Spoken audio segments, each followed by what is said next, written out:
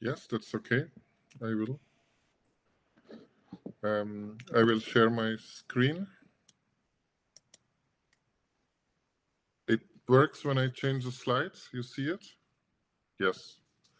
Okay. Then, if everyone hears and sees everything, then let me first say hello again. And so it's an honor to be here, People for Art, and all the professors that are there. Um, I would like to talk today about Green Leviathan, and as a way of introduction, I will say something about how to deal with global challenges in the light, of, especially of climate change, and then I focus on issues concerning freedom, which then leads me to say more about my book Green Leviathan. So that's the plan. Um, you might know the book. Here is the full title. So it's about climate change, but of course also about artificial intelligence. I like to combine, to talk about the combination of these two global crises, global challenges. So given that we have these different kinds of crises at the global level, and it's not only environmental and technological, but also economical, there was the epidemiological crisis. Maybe we also have an existential crisis as humanity.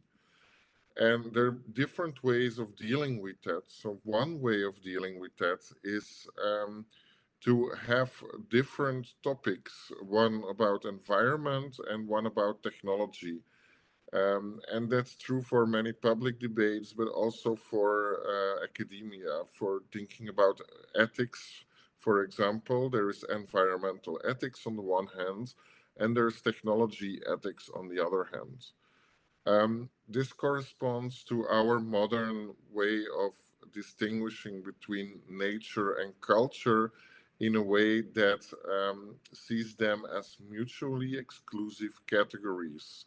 There's the humans on one side with their culture and the non-humans on another side with their nature. And thinkers such as Bruno Latour, who sadly has passed away recently, um, used to point this out and point us to the value of looking at non-modern perspectives.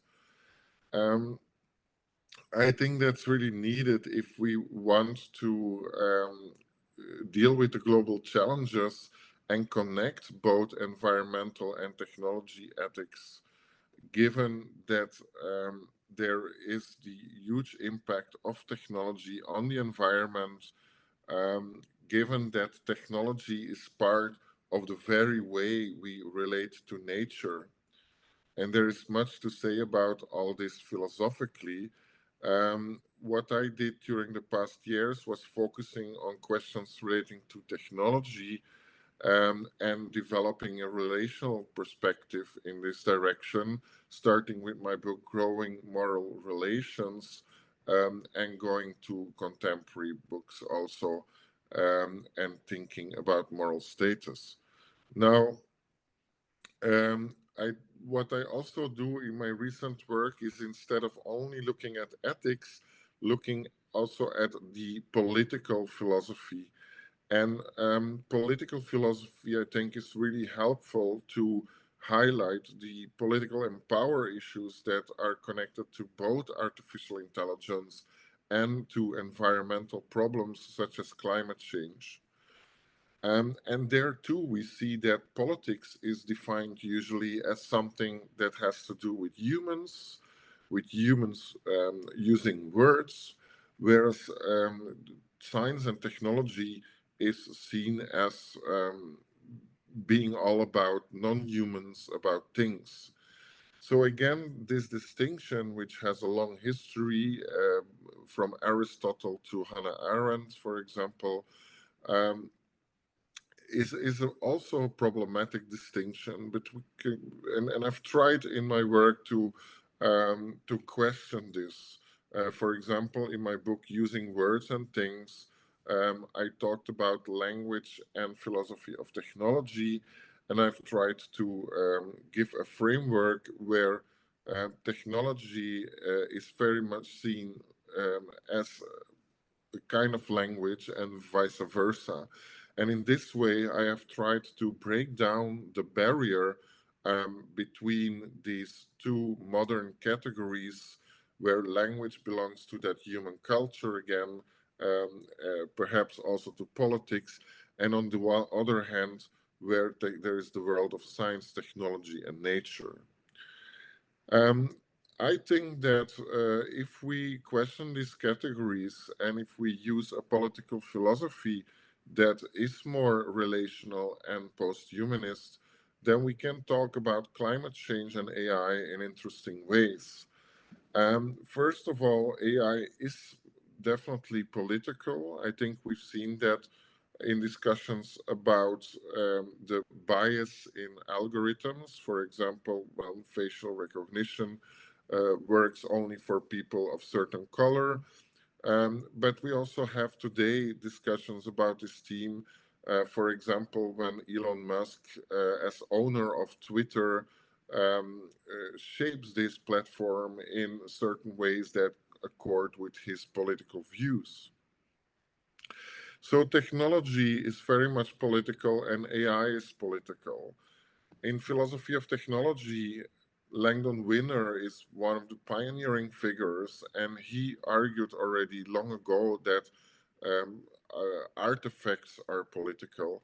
And we can broaden this to also things like AI, which are not really material artifacts only, but also algorithms and even narratives. I see AI also as something that has to do with narratives. Um, so what I did the last years was using the conceptual resources of political philosophy to talk about AI and climate. And a particular issue within the ethical and political sphere that I'm interested in is freedom. And so I wrote this paper, AI for Climate, Freedom, Justice, and Other Ethical and Political Challenges. And of course, the book Green Leviathan, which is also about political liberty in the light of AI and climate change. I don't do only things about freedom.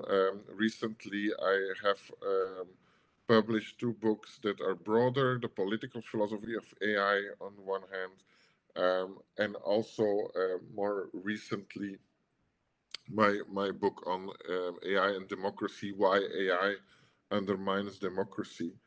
And politics is, of course, about politicians, but it's also about climate change, about trying to do something about climate change.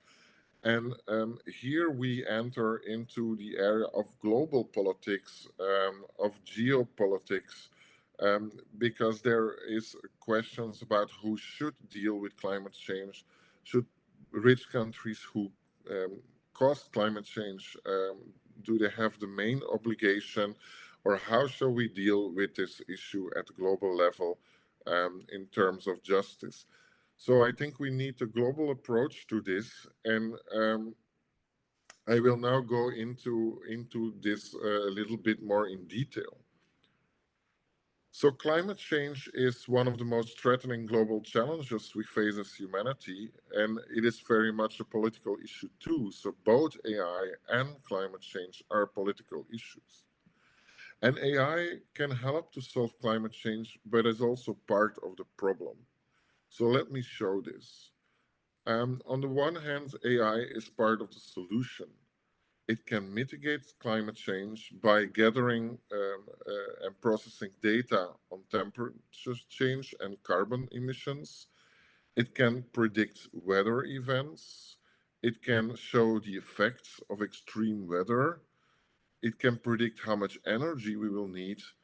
It can help to manage energy consumption, for example, by means of smart grids. It can process data on endangered species, and it can transform transportation potentially in a way that leads to less carbon emissions. So these are promising directions, and AI is already used in climate science for these purposes. There are more examples of that. One that's also worth mentioning is geoengineering. So AI can also be used in geoengineering solutions. We try to more drastically intervene in the the climate by technological means. So there's a range of options here. I'm particularly interested in the possibility to change consumer behavior and citizens' behavior by means of AI. And this gets us later into the problem of nudging. But let me first say that AI is not only part of the solution, but also part of the problem. Um, it's a problem because it raises all these ethical issues. And in my book, AI Ethics, I have discussed some of these, for example, how to attribute responsibility, how to make AI more transparent and fair. But next to all these ethical issues, which can be dealt with by regulation, for example, at the level of the EU, AI can also be a problem for climate because it directly influences climate change by contributing to it in several ways. For example, data centers use a lot of electricity. Now, if that's produced in a way that creates more emissions and therefore contributes to climate change, that's a problem. Also, AI is often sold to the oil and gas industry, fossil fuel industry, which then extracts more fossil fuels, which is again bad for climate. We also use all kind of electronic gadgets, for example, which have to be produced in certain ways and has also environmental consequences. So in general, I think there are problems with AI with regard to climate in several ways. There's the data processing and storage, the energy use and the emissions this creates. There's also the training of the algorithms, which, as is now known, produces a lot of emissions. The production of the electronic devices I mentioned already. And it's interesting to note that the awareness of this is lacking because all these emissions and this energy use is usually not tracked. So that's a problem. I also think that behind these problems is a deeper philosophical problem, and that has to do with our human footprint on Earth in general, on the way we relate to nature and to Earth. And that's very important, of course, at this conference to mention Earth being in the title of the conference. I think that what's happening today is well described by this term Anthropocene. Anthropocene, for me, is a term that represents that modern desire to control everything and everyone by means of technology, and that implies that human agency on Earth has increased to a very large extent. And so one can say that we have this hyper agency as humanity. We have this huge grip on the Earth, and AI can be understood as being part of that. And so in the end, one needs a philosophical discussion about, like, are there alternative ways to relate to Earth? For example, geoengineering is very much part of this anthropocenic hyper-agency idea, that we see the Earth as a kind of spaceship that we control. But there are alternatives. One can also think about letting go, something that is in the Western tradition there, in the mystic tradition, in Heidegger also. And I won't go in detail there, but I think in the Eastern philosophy, it looks at first sight to me that there are also many possibilities to have to conceptualize a different relation to nature. Because contemporary techno-solutionism, the idea that we have to use technology to solve all the problems, that technology will solve all the problems, is very problematic. And so we need to get away from that. And I think philosophy can help there. In addition, I think we need, next to ethics, really the political philosophy, as I said. And for example, the topic of freedom is an interesting one, and that I discuss also in Green Leviathan and in the article mentioned, AI for Climate. So there is an option in response to climate change to say, like, well, let's change individual behavior of consumers and citizens, not by coercing necessarily, which infringes on freedom, but by nudging. So what is nudging? In the work of Taylor and Sunstein, you will find more about this, but the idea generally is that instead of coercing people, you're influencing humans' choices, in particular the choice environment, so-called choice architecture. For example, in a supermarket, you can put fruits near the checkout instead of things that are bad for people's health, and in this way influence people to buy things in a certain way. And I think this could be used also for influencing environmental behavior. So it does not make a decision for you, but it supports your decision and nudges it in certain directions. Now, the problem is that this solution to influence people is a kind of manipulation because it does not respect human autonomy and rationality. It bypasses that in order to make sure people make the right choices, for example, climate-friendly choices. Now, nudging is already happening. For example, if you go on Amazon and you want to buy a book, it will recommend some other books you might want to read. And by doing that, it does not say that you have to buy them, but it does try to influence your choice. Now, we can use that for non-commercial purposes too. We can use that for good purposes, for climate. And that's especially the case if we cannot convince people by a rational argument. So if many people on this earth are not, able to be convinced by rational argument that we really need to do something about climate change, one could argue that we don't have an alternative than to nudge them, to manipulate them in a way that will lead to better choices. But in a liberal democracy, the covert manipulation of citizens' choices and behavior has no place, one could argue, exactly because it undermines that autonomy. So this is the kind of tension that we have in political philosophy.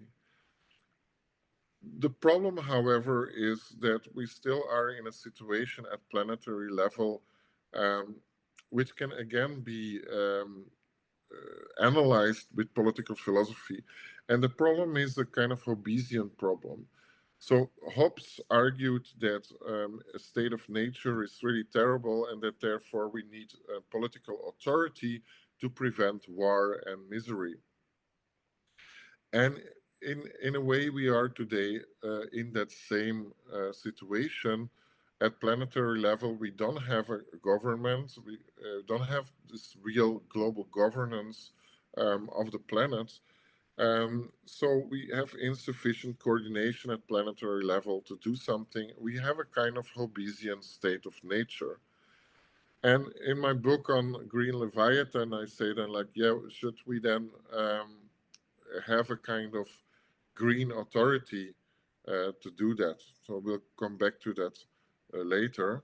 Also, there are problems of justice because not everyone is equally vulnerable to climate change. For example, Pacific Islands populations can be more vulnerable than, say, people who live in Europe, like me. There's also different generations. Could be that the generation who caused climate change has had a good life, but then passes on the problems to the next generations. And these problems are well known, but have not really been properly addressed. But I think they are very important questions here about justice. Who should change lifestyle for changing whom? Is it West versus Global South? Who bears the costs of climate change? And would it maybe be a cost to freedom to youth nudging in the West, but maybe that might be a good thing for other people in other parts of the world. So there are various kind of trade-offs here, arguments to make about freedom and justice. Um, it's also interesting to see that, of course, AI and climate change are seen as very important problems nowadays in the West. But maybe some people have more urgent problems.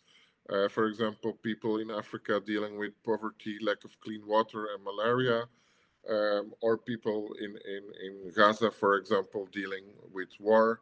So not everyone, this issue is a priority, and we need to have those political discussions, preferably at global level. Um, who should really deal with the climate change, and also what is important to keep in mind is that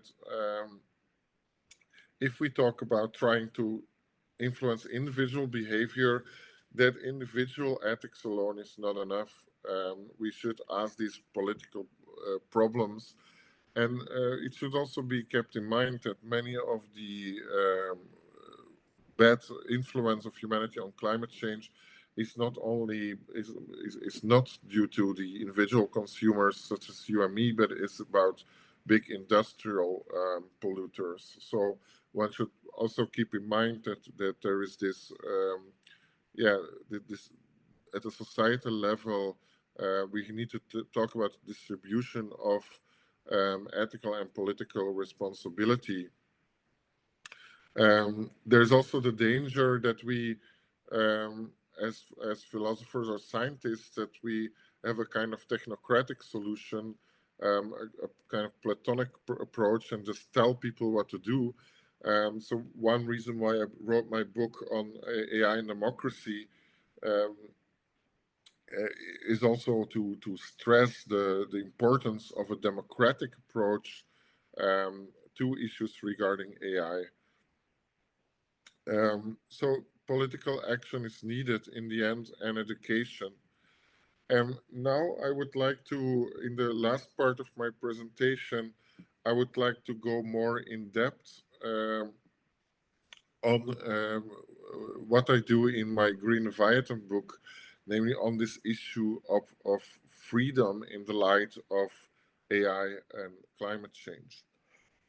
So I already said that we can use nudging, but that this has all kind of problems. And I also mentioned the Hobbesian solution to climate change. So in my book, I start for further thinking about these matters. I start with a fictional scenario where AI is part of a global Leviathan that governs the Earth and deals effectively with climate change. So one way to deal with climate change is, of course, to have an authoritarian government, an authoritarian green government that deals with climate change, but has the disadvantage that it takes away freedom of individuals and organizations completely. So it's clear that there is this tension here between the effectivity of governance on the one hand and the importance of these values and principles such as freedom and democracy. Now, to really understand this tension and to first really stress how important it is to also think about this, I used a story from Dostoevsky about the Grand Inquisitor and said, like, what about having a green Grand Inquisitor where the argument is like for the good of humankind, which cannot deal with freedom. We are going to have this AI green dictatorship. So it is a kind of paternalistic reasoning. It is against freedom, against autonomy, but it is of course effective. It could effectively deal with freedom. So with the problems regarding climate change. So we have this dilemma, it seems. On the one hand, we could have libertarian freedom, as for example is celebrated in the US. Negative freedom, you do what you want. But the problem with that part of the dilemma, that horn of the dilemma, is that, yeah, not much is done to deal with climate change, right? The other horn of the dilemma is the authoritarian solution, where there's no negative freedom whatsoever, and climate is dealt with, but the cost is this loss of political freedom. And many would say that there is too high a cost to pay. So how to deal with this dilemma? Do we have to choose between one of these horns of the dilemma? I don't think so, because if we read the work of Isaiah Berlin, who makes a distinction between that negative freedom and positive freedom, I think we can also have another notion of freedom that is against this easy libertarianism and avoids also the arrogant techno-solutionism that has had such a negative impact on the earth. So my proposal in the book is to go to better notion of freedom, a positive notion of freedom, and I use different sources for that, different theoretical sources, including capability approach, Marxism, environmentalism, posthumanism, and in the end, like a sort of approach that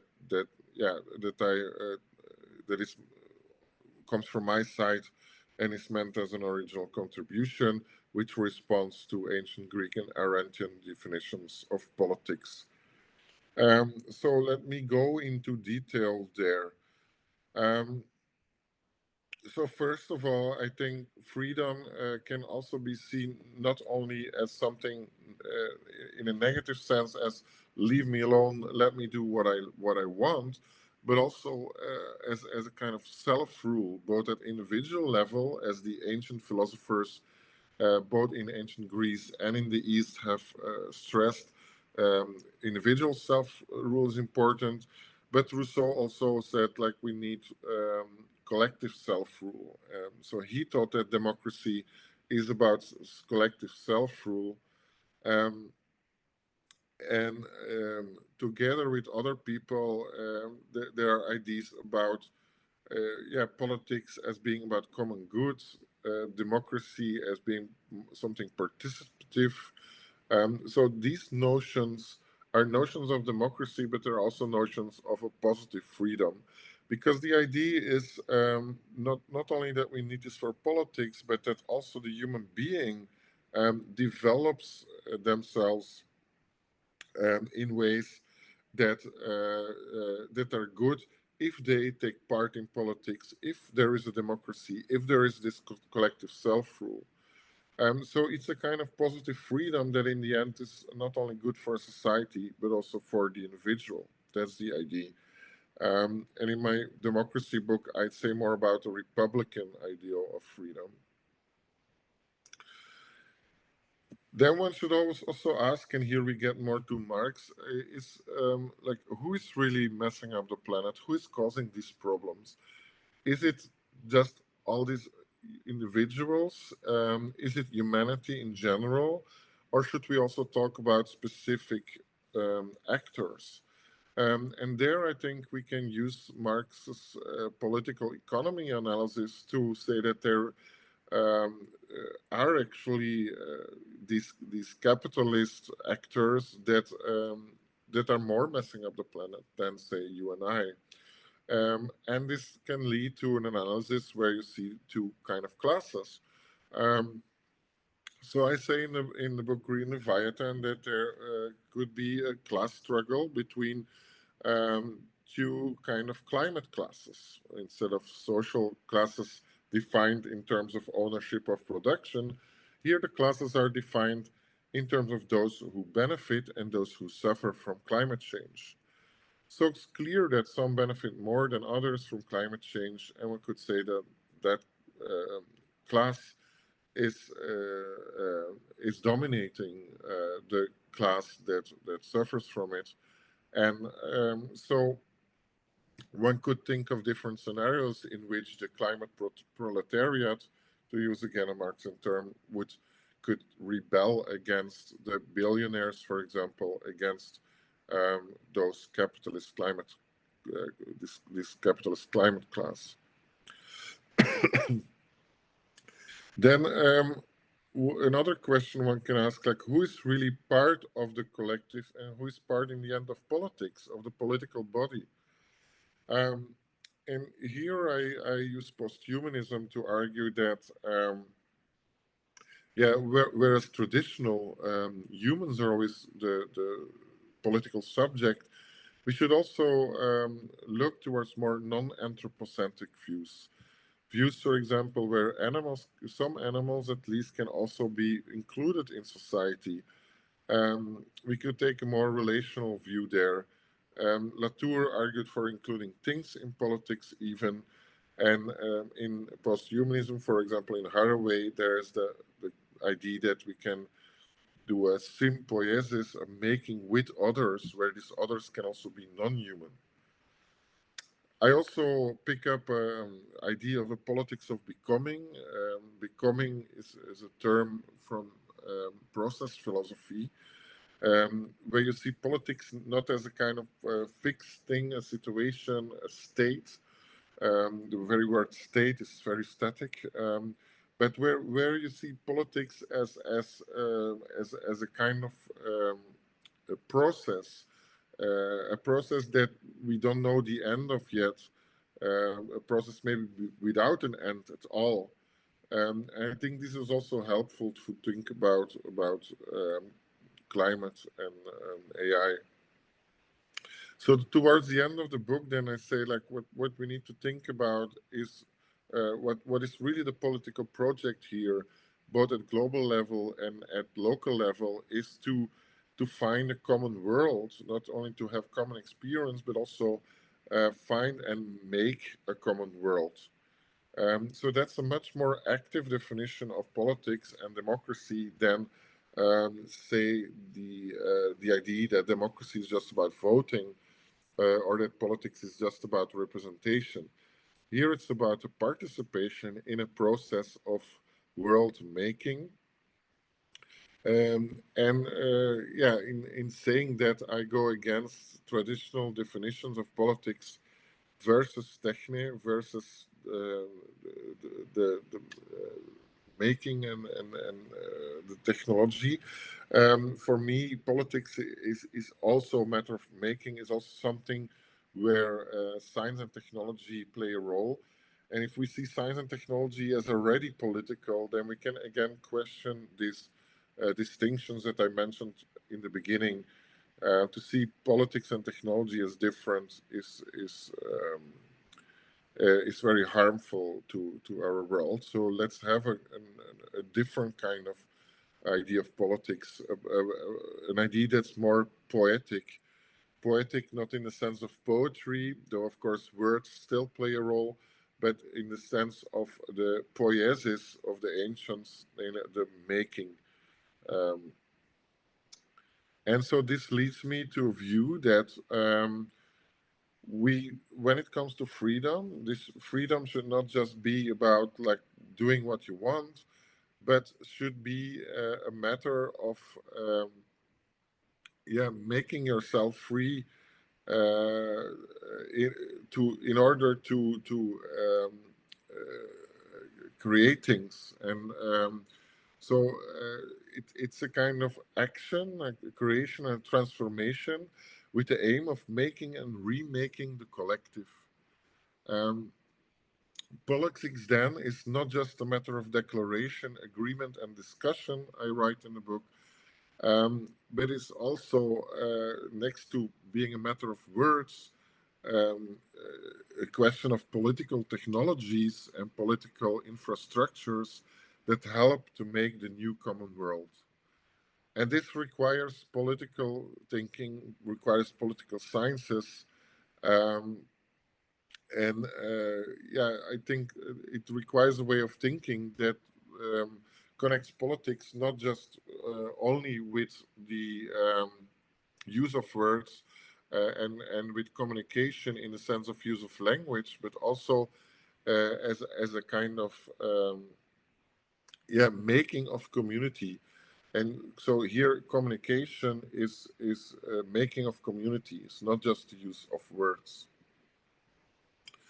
So that leads me in the end of the book towards a poetic political project, um, where I say that we need, if we need AI at all, we need symbiotic AI, symbiotic AI that makes us aware that yeah, we are all in this together. We are all part of this earth and part of this ecology and relational space. Um, and we need symbiotic political technologies that help us to build a new political collective around the climate crisis. And that's, of course, partly already happening. For example, when people protest,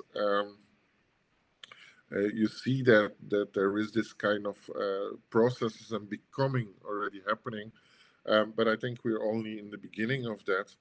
And we need much more awareness of this being in this together and of this need for making a common world, rather than have a notion of freedom that's only about atomistic individuals. Because if we continue with this notion, that's not going to help with, to deal with climate change and to deal with all the problems on this earth. So we need to take collective action then and cooperate also at the global level. Global problems such as AI and climate change require global solutions. And this means also, you know, I mean, many people, they are in favor of international cooperation, but it's not only about cooperation between nation states. It's also about having the capacity to force some nation states to have some environmental red lines also. That gets back to the Hobbesian problem. So I don't think it's needed to have a dictatorship at global level, but it is needed to have some kind of state or some kind of governance framework where there are also hard lines, where there are hard agreements and not just soft principles. Of course, these problems are not just about freedom, but as I said, there is also problems about justice, about democracy. And I have thought a lot about democracy. I mentioned it also throughout this talk. Um, and here too are some interesting questions with regard to climate change. Again, there's this tension between yeah, trying to save the planet and freedom, but also the tension trying to save the planet and democracy, because maybe there needs to be some rules regardless of democratic processes in order to deal more effectively with climate change. So we have again this tension that I mentioned in the beginning. And here in this book, I say more about AI and democracy, which I already mentioned. So I just wanted to present that very briefly to you. But I think that what we have in the next years, we will see that yeah, if we do not take any action with regard to climate change, things will get worse. And I think that yeah, philosophers, they can help to criticize the current way of thinking about ourselves, about freedom, about democracy, which is currently getting in the way of doing really something that mitigates climate change and that helps to also deal with the challenges regarding AI. So I think as philosophers and academics, more generally, we can contribute to pointing out that certain ways of thinking are problematic, why they argue why they are problematic, and also point towards some ways of thinking that could be helpful in the end, creating a better world together. I will stop here so that we have sufficient time for discussion. Thank you.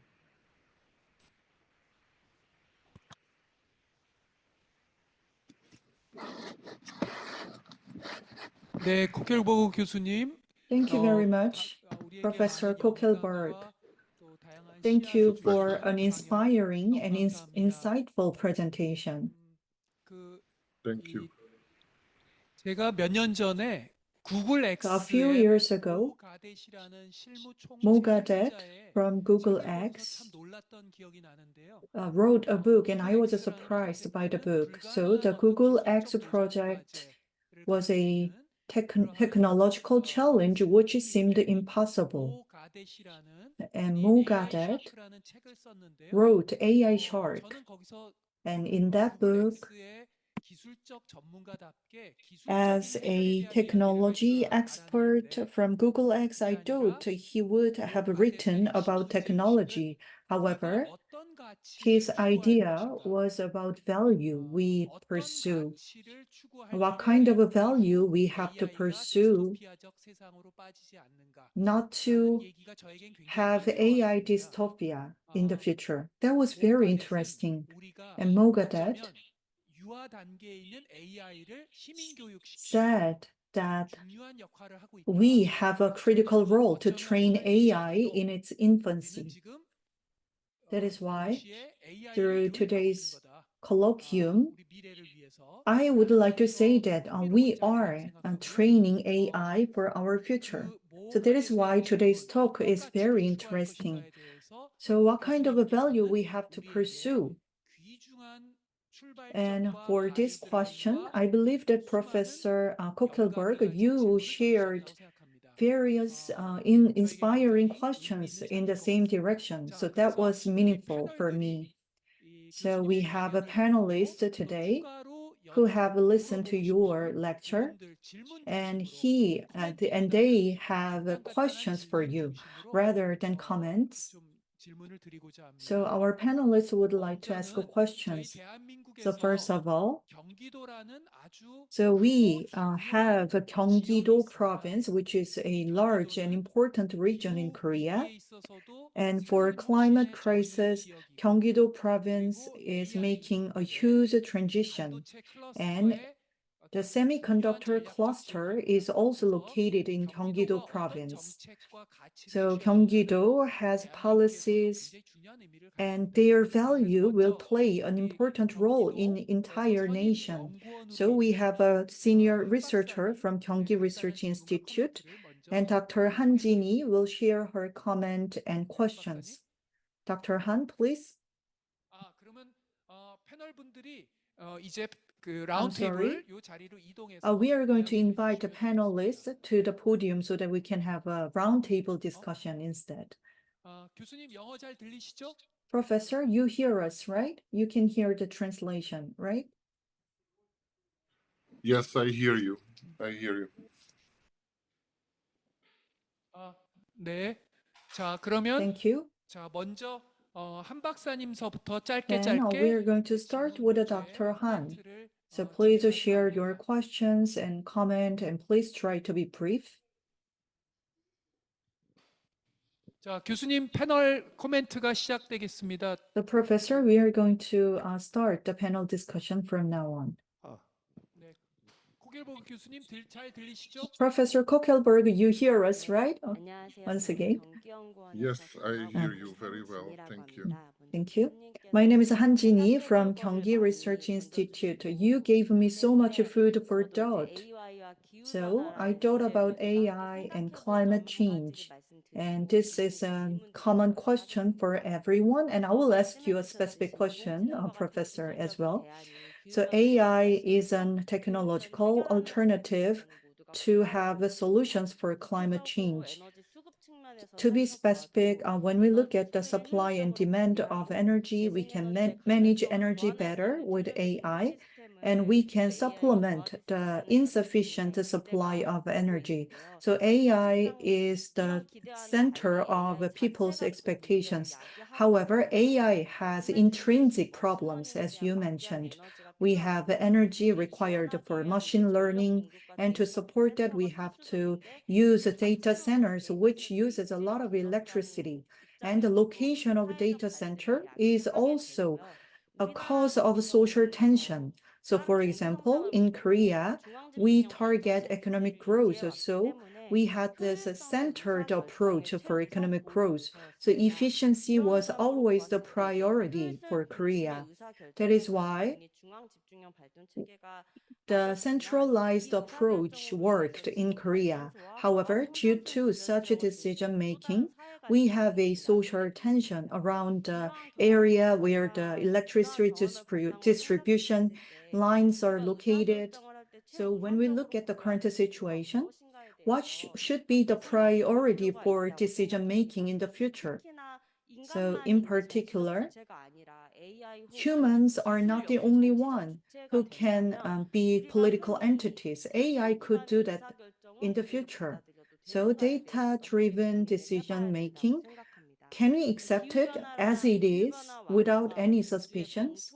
So we have to tackle climate crisis. So that is the consensus we have reached. That is our common goal. And to achieve that common goal, the data-driven decision-making might become a hidden process to influence the human decision-making. Then how can we trust the data fully? So how to which level can we trust the data? This was a common question. And for Professor Coeckelberg, this is a question for you. So when we had a policy discussion on climate crisis and AI, we normally talked about equity issues, but we have failed to tackle the equality issue. But when we include non-humans and AI as political entity, who will represent non-humans? And how can we develop a proper approach to embrace non-humans as political entities? And how can we embrace them as political entities? Based on which approach? Do you have any ideas, Professor Coeckelberg? Thank you, Dr. Han. And Professor Coeckelberg. So we are going to listen to all the questions. And can you answer all the questions at the end of the discussion? Is that okay? Yeah, that's okay. So I will not answer your question now, but wait until the end of the discussion. 예, 감사합니다. 방금 질문은 방금 들으셨다시피 So as you heard that we like to discuss that the non-human entities who will be representing non-human entities. So we'd like to hear your imagination. So now let's move on. So next panelist is Im Jae-min. He is well known for climate change paradigm shift movement. So Mr. Im, please make a comment. Did I make a right comment on your introduction? Yes, thank you. Yes, I'd like to ask you a question. And recently I went on a honeymoon. I made my program. I made my itineraries through AI. I didn't consult with a travel agency. So I realized that AI is quite close with the human being now. While reading Professor Coeckelberg's book, that I happen to think about what if we could stop the climate change, but we end up being very unhappy. It is critical for us to stop the climate change. However, we have to also think about our happiness. What will be left after the climate change once we solve the issue. So I really enjoyed the book. 아직 저는 AI를 어떤 존재, Although 존재로서 we are 인식하고 using 어떤 AI 기체로서 often, still it 인식하기보다는 is quite 조금 더 challenging for me 수단적, to recognize 수단으로서 AI as an 인식하고 있는 entity 부분들이 좀 because I 크구나라는 것들을 interpret 책을 계속 AI as 읽으면서 a tool. 많이 느꼈습니다. And also while reading the book, I also AI라는 confirmed that 리바이던에게 우리의 어떤 we tend to 권리를 think AI as a 넘긴다라는 tool 생각보다는 rather than giving our 우리가 정말 rights 가져야 되는 to 자유, green, 그리고 uh, 우리가 our 보장돼야 authority 되는 to 그 AI like 생각들을 더 Leviathan. 확장시켜 However, that 나가고 AI is 또 helping us to 거대한 지식 expand our 권력 thoughts. 그리고 거대하게 촘촘하게 쌓여온 지식 권력에 기반해 We 만들어진 have 사회 시스템을 accumulated 균열을 내거나 knowledge, 혹은 거기로부터 우리를 방어할 수 있는 중요한 무기가 될 수 있는 것이 AI가 and 될 수 있지 AI can be used as a 않을까라는 very 상상을 powerful 해봤습니다. weapon. 제가 이런 상상을 하게 된 계기는 I 한국의 이제 happen to 전문가들과 think 함께 about the 정책을 powerfulness of 결정하고 AI. 논의하는 It's 자리에 because 이제 참석을 해서 when 같이 I was 참여위원으로서 participating 의견도 at 내고 a 목소리를 meeting with 냈던 경험이 young 있습니다. policy makers, 굉장히 위축되고 기후위기 I 대응해야 된다라는 것 외에 수많은 전문성과 지식 권력에 had 둘러싸여서 제대로 된 I was 목소리를 내기 되게 surrounded by 어려웠습니다. other 가야 policy 되는 makers, 방향과 but it was very 하고 difficult for 싶은 me 말들은 to raise up 많지만 my voice 축적해 쌓여 about the 있는 climate 수많은 근거들, change. 데이터들에 위축되어 왔습니다. 그러나 AI나 이런 것들이 이런 새로운 정보를 탐색하고 So 제가 far, when it 생각하는 comes to 논리와 climate 근거를 change in 더 Korea, 강화시키는 데 there 크게 have been 도움이 some 됐습니다. 이런 incorrect 측면에서 data accumulated. AI가 However, 우리의 by using 자유, AI, 우리의 I can 생각들을 better tap into knowledge. 뺏는 것이 아니라 오히려 So 지식에 더 rather 접근 than 가능하도록 taking away 하는 our 새로운 rights, 운동의 I think 기폭제가 될 수 AI 있다라는 우장의 will 내용들이 help 크게 us 공감이 to 되기도 better 했습니다. understand the facts. 그러나 And 한편으로는 your chapter 5 resonated 걱정이 되기도 deeply with 했습니다. me. But at the same AI로부터 time, 수집하는 저를 that 보면서 grabbed 결국 AI는 me. 기존의 I mean, 데이터에 I got 기반해서 very 계속해서 fearful 지식들을 because I 만들어내고 have to 하는데 continue to 그 learn 기존의 from 데이터들은 과연 그걸 AI. 누가 만들어 왔는가? Then 그 that 만들어진 happened. 데이터로부터 생성된 That 지식으로부터 또 have 다른 누군가 지식을 I 학습하고 happen to 새로운 think 지식을 about then 더하는 것은 who have 기존의 지식 accumulated the 관계망을 더 knowledge. 강화시키는 것 아닌가? Then now 그러면 the 기존의 knowledge 경로 comes 우등성을 더 from 강화하는 것 AI. 아닌가? 새로운 Then are 사회를 향한 we 변혁적 변화를 더 가로막는 요소가 되는 것 or 아닌가 하는 hindering the new 우려도 한편으로 changes 들었습니다. because we are 여기에 stacking 대해서 up the 그 same 교수님은 knowledge? AI와 또 자유 그리고 Professor 여러 가지 이제 Coeckelberg 변혁에 대해서도 많이 말씀을 contemplate on 해주셨는데 어떻게 AI and 생각하시는지 좀 transformation. So I want 의견을 to 듣고 know 싶었습니다. your opinion on this. 네, 감사합니다. 기존 지식 Thank 권력 강화에 you. 대한 질문이었고요. So he 그다음에는 shared his 사단법인선의 worry 김보미 about the 변호사님, knowledge being 이 intensified 아무래도 by using AI. 신기후 체제를 만든다면 And our 법률적인 lawyer, 새로운 패러다임의 Kim, 접근이 중요한데요. 그 점에 사단법인선이 또 아주 and she is 선구적인 역할을 representing 하고 계시죠. Pro Bono 그러면 son. 김보미 변호사님께 마이크를 넘기겠습니다. Lawyer Kim, please give us your comment. 네. 먼저 그린리에 빠이였던 책도 정말 잘 읽었고 오늘 I 강의도 정말 read 재밌게 잘 the book 들었습니다. with great 저는 interest and I enjoy your lecture. Thank 교수님 you. 강의를 들으면서 While listening to your 기후위기 얘기를 lecture, 계속 생각하다가 요즘 저의 I 최대 continued 관심사인 to thought 플라스틱 about climate 얘기가 생각이 change, 났습니다. and one of my 우리가 key 직면하고 interests 있는 is 3대 plastics. 위기가 There are 기후위기, three 생물 다양성 major 감소, uh, 그리고 오염 문제 이렇게 세 problems 가지라고 that is 하는데요. plastic and 그중 하나인 also 오염 중에서도 특히 diversity, 플라스틱으로 인한 biodiversity 오염을 해결하기 degradation. 위해서 And then 이 also one of the 기후기념일 11월 problems 25일 is 바로 the 다음 달인데요. plastic 한국 issues. 부산에서 And in 플라스틱 숙제 Korea 해결 next 마련을 month, 위한 정부 there 간 will be 협상위원회 a 저 climate 회의가 개최될 change 예정입니다. meeting in Busan. 기후위기가 심각하다라는 Convention 것을 on 우리가 plastics 모두 will be 알고 held in Busan 있는 in Korea. 것처럼 So we 플라스틱 know that 오염 the 문제가 environmental 심각하다라는 pollution 것을 저도 잘 problem of 알고 있는 것 plastics is 같고 very 이 serious. 문제를 해결해야 And we 한다라는 are 것을 on the 동의하는 same 사람들도 많은 것 page 같은데 that 정작 we 국제 have to 협약을 tackle 만드는 the issue. 과정에서는 여러 However, 국가들이 in the 자국의 이익을 process 지키기 of 위해 making the 합의에 convention, 잘 쉽게 이르지 countries 못하고 있는 것 around the world 같습니다. are not 사실 기후위기 해결을 위해서 가장 reaching the 먼저 해야 될 게 consensus. 옆에 The 임재민 first of 차장님 all, 단체 이름 올려주신 거랑 to 포럼인 것처럼 tackle the climate change, many people say energy transformation is more important. I mean, we agree. Yes, we have to invest in renewable energy and energy transformation is important. 네, 마치 석유 회사와 산유국들은 그럼 우리 다음 먹거리는 플라스틱이다라고 생각하는 것처럼 플라스틱 생산을 And 엄청 the 늘리고 oil companies are now shifting for making more plastics because now the energy transformation is going toward renewable energy. However, some of the countries are still quite not aggressive. I mean, most of the countries are not aggressive in tackling the plastics.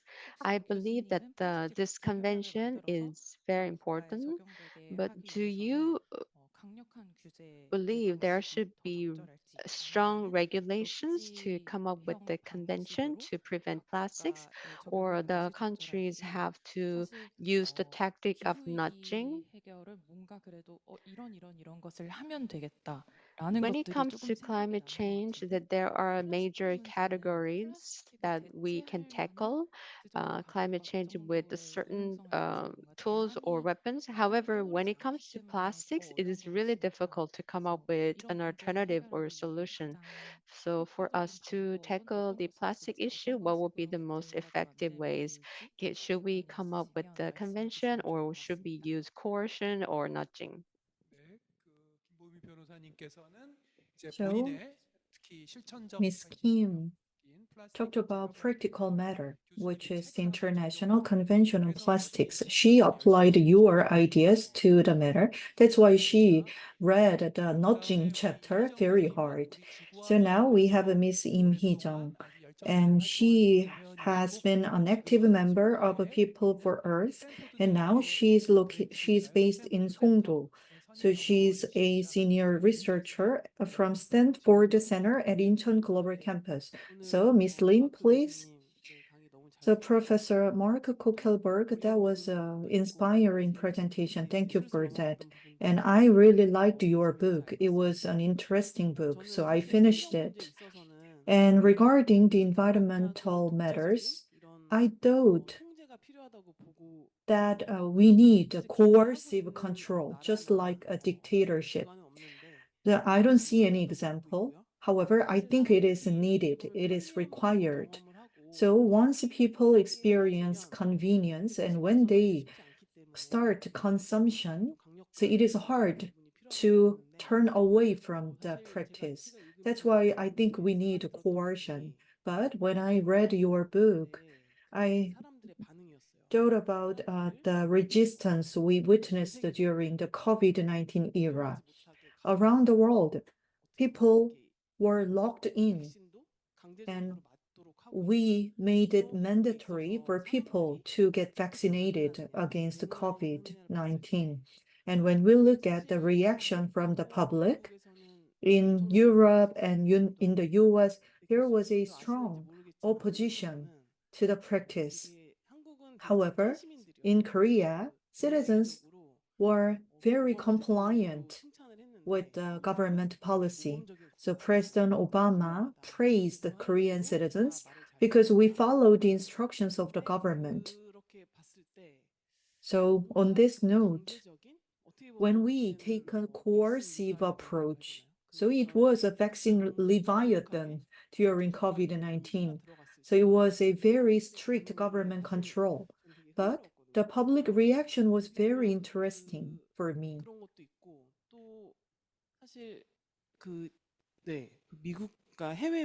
And there was a difference between the US and the West and Korea and Asia. So there was an interesting difference between these two countries. So what about Korean movement? So when we take a coercive approach, how will people react to that? I'm very curious about that.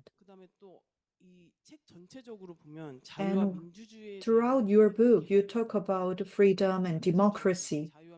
And freedom and democracy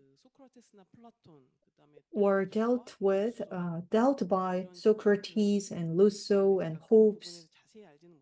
I don't know the details personally. However, in my common sense, my personal understanding is that Plato and Aristotle, they talked about freedom and democracy. However, Hobbes and Rousseau, they also talked about freedom and democracy. But today we have our own freedom and democracy. I think the concepts are all different depending on the times.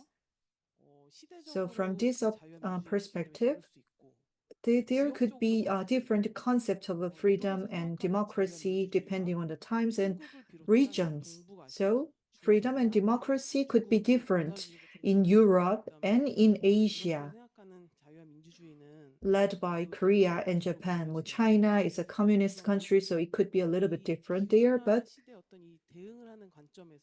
so in response to climate change, so in modern time perspective, the freedom and democracy, I think these two should be defined again. So for example, in the time of climate crisis, we have a freedom and democracy, but if we understand and practice a freedom and democracy in the same way, it would not make sense. But can we embrace freedom and democracy with a little bit of control? That's one interesting question. And the book Notch was popular in Korea, so I like the book myself as well. So in terms of notching, so when there is a strong control as the COVID-19 era, we might have the same for the green movement. So when there is a strong public opposition toward green Leviathan, can we use a nudging so we can convert the concept of a green Leviathan into green body, which sounds much more friendly? Do you think it would work? So that's my idea. So the question of Ms. Lim is about, so Professor Coeckelberg, do you remember the discussion on vaccine Leviathan between Adam and so maybe we can develop a softer version of green Leviathan to prevent the public opposition. So this might be one example of the third way. So for online participants, you can leave your questions in the chat room. We will try to answer your questions if you leave any questions in the chat room. And we have Mr. O from One Law Partners, and you have an interesting team, which is AI response team. So the legal community of Korea is experiencing innovation because of AI. And Mr. Oh Jung-ik is AI response team leader of One Law Partners. So could you introduce your team briefly before asking questions? 예, 교수님 그 강연 잘 들었습니다. Thank you, Professor Coeckelberg, for an inspiring lecture. 친한 지인분이 And one of my friends is a lawyer, and he has been working in legal tech for a long time. He has been carrying out research for a long time. So I talked to him, and about 4 years ago, we talked about AI technology, and he said that now that we have these technologies, and it will change the way I work as a lawyer, and lawyers should respond to it. That's what he said. And my company is leading the work, and that's what I hoped. That's why I proposed to form this team. And this AI response team has been involved in the legislation in Korea. And AI has generated various problems such as deep fake issues. That's why people are somewhat afraid of artificial intelligence. But I'm worried that to initiate discussion, we have to develop a clear definition. But definition on artificial intelligence is not that clear. So when we think about the risk of AI, we assume that AI has this capacity to think like humans. That's most of the beginning point for discussion. However, AI itself is a mere technology, just like nuclear fusion. So people who raise the questions about AI, they think that AI would replace humans. I think that's why they are afraid of AI. And we don't know whether the day will come. So the developers say that the day will not come, at least in the next 3 to 4 decades. However, we don't know the future because we have the deep learning now, which was not expected a few years ago. But even though that day comes, it is not because of artificial intelligence. That is because of humans who embraced and recognized AI. So there is a misunderstanding on AI. It is a matter of humans who utilize AI. It is not the matter of AI itself. So we have to begin here. However, whenever we start talking about AI, we do not talk about how humans embrace AI. That's why I'm worried about the current situation. So autonomous driving could be materialized, but are we ready to embrace it? I think that should be the center of the discussion. And I believe that Professor Coeckelberg has mentioned this in his book and in his lecture as well. So what I'm curious is that in the public advertisement or when we try to persuade someone, we use nudging, but I'm a little bit confused about nudging because in particular, nudging is utilized widely, even though it is not for climate change or AI, but I don't think that infringes on freedom. However, if nudging is coercive and violent, that could cause a problem. So for climate change, you said that nudging could infringe on people's freedom because it could manipulate the people's behavior. So do you think you mentioned that because the nudging could be coercive, or if you think nudging is already nudging in our daily lives is already infringes on our freedom? Do you think so? So I want to know your opinion about nudging. That's why I asked this question. But as you may well know, in AI Act, manipulative and coercive utilization of AI is prohibited. However, other than that, AI is allowed. So I want to know which level of nudging you are talking about when you mentioned nudging. And sometimes we have to think about the more stronger form of nudging because most of the countries have a stronger control against the violence and crime. But for climate change, maybe we can take the same approach as a crime. Then I believe that there will be room for infringement on human freedom.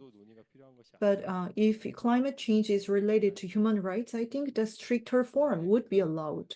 That's fine. 교수님, 그 오정익 팀장님의 질문은 특히 한국에서는 굉장히 저희들의 궁금증 So 많은 his 사람들의 question 궁금증이기도 할 것 같습니다. it's in line with the questions that the many Koreans have. When the concept, the book was introduced to Korea, it was almost like there are so many fans who love the concept of nudge. So we found the nudge and also applying nudge in philosophy was very interesting. So Mr. O just mentioned that maybe we need to uh, apply strong nudge for ecocide. There are so many diverse questions given to you. So I don't know if you can cover all of them. I feel sorry that we gave too many questions to you. So based on that, can we hear your answers? Yes, of course. Thank you for all the questions. I think very interesting questions, and I will try to answer all of them. So the first question was a very important one when it comes to non-humans in politics. How can we include animals in politics? I think the first way to go there is to think about representation. So animals, non-human animals, they cannot enter our institutions and speak up in the way that we do. So we have to speak for them. So we have to think about how can humans represent them. And Bruno Latour already had a very broad idea of this because he said, like, yes, scientists also kind of represent non-humans, so including animals in their science. But I think we also need other people that can mediate somehow between the non-human animal world and the world of politics as we have created it.